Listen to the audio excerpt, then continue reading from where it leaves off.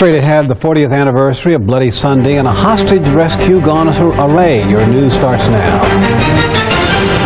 Call now to get Jen's amazing TV offer from Space Bag. Remember, for only $19.95, you get a total of 5 Space Bags, 1 jumbo, 2 large, 1 travel, and 1 sport bag for the incredible price of $19.95. This offer won't last. Call 1-800-467-1166. Call now.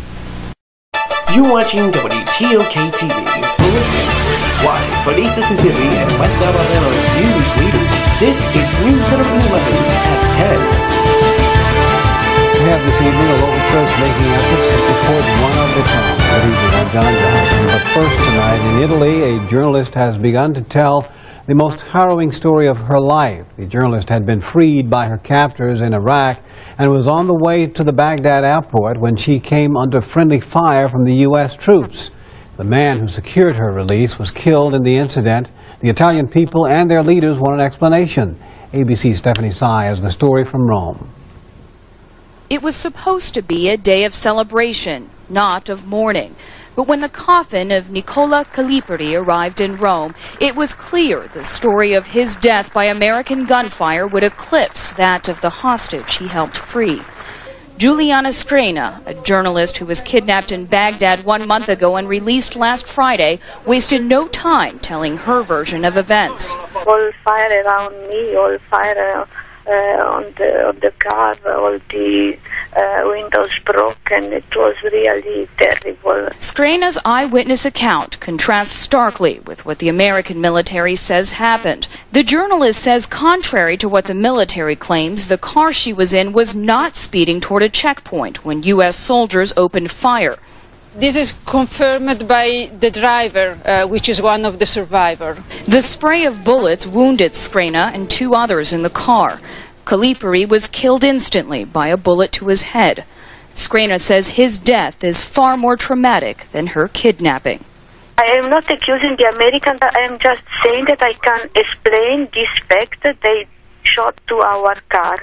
So I want an answer. I hope the answer can be justified. U.S. Defense Secretary Donald Rumsfeld has called his Italian counterpart to express, quote, sorrow at Calipari's death. But he shed no more light on what happened.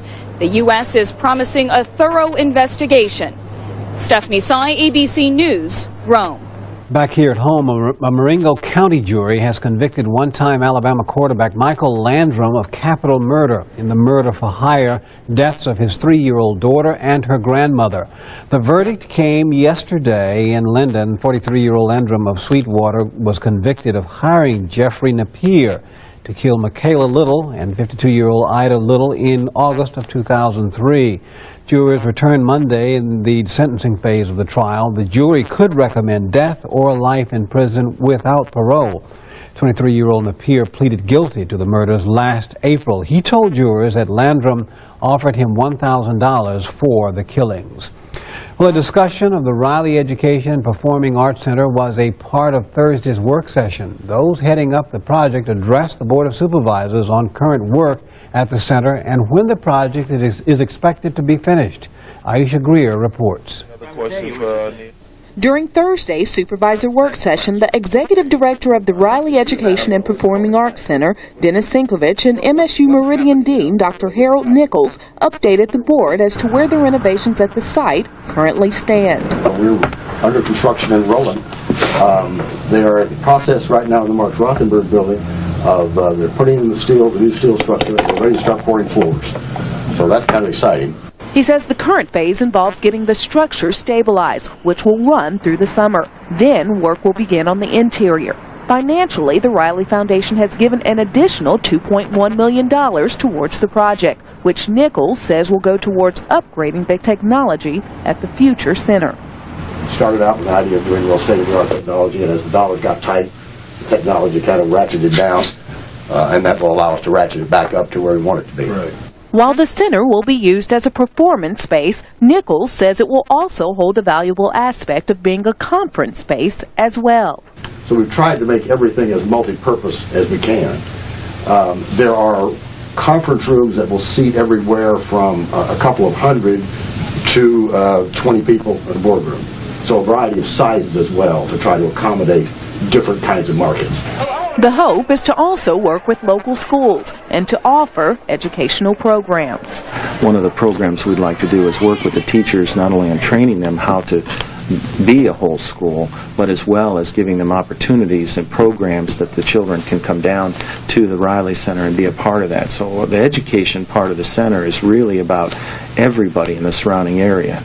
When complete, officials say they expect to have 40 to 60 events in the Opera House and other studio theater space a year. The project is expected to be completed by May of 2006, and the opening date is slated for sometime in August. Aisha Greer, News Center 11. A panel in Meridian is studying the possibility of banning smoking in restaurants, bars, and other public places. The Committee of Restaurateurs, Business Owners, Residents, and Officials will meet March 22nd to analyze proposals. The committee has studied plans and has not agreed on a specific proposal. City Council member Barbara Henson said the members could soon present a compromise before the council for consideration. The committee is formed in December after Mayor John Robert Smith vetoed an ordinance that would have banned smoking in restaurants and other public places. All right, Josh Johnson is here. You had a good Sunday, I'm pretty sure. Josh, you had a good one. Nice to see you here tonight. Good to be in. Derek and Kay taking the weekend off up in Starkville, still wrapping down the Severe Storm Symposium. Just returned from that, had a wonderful time. The weekend couldn't ask for much nicer weather. Lots of sunshine out there, comfortable temperatures. It's getting close to spring, and the weather finally beginning to act that way. We're much warmer at this time tonight than we were this time last night. We're sitting in the middle 40s at 45.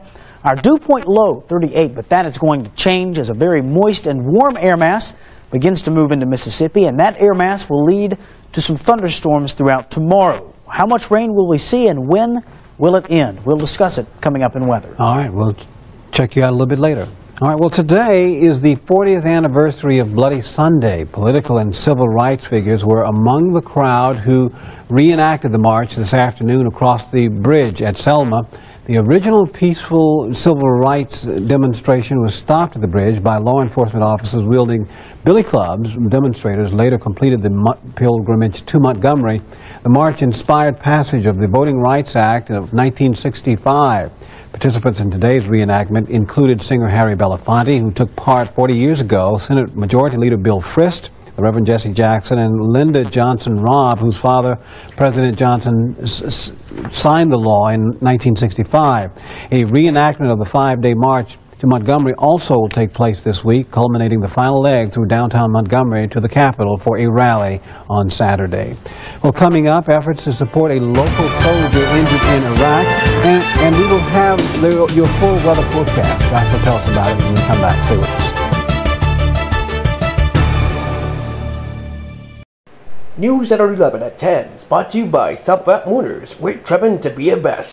News at 11's changing markets. Josh Johnson weather is next.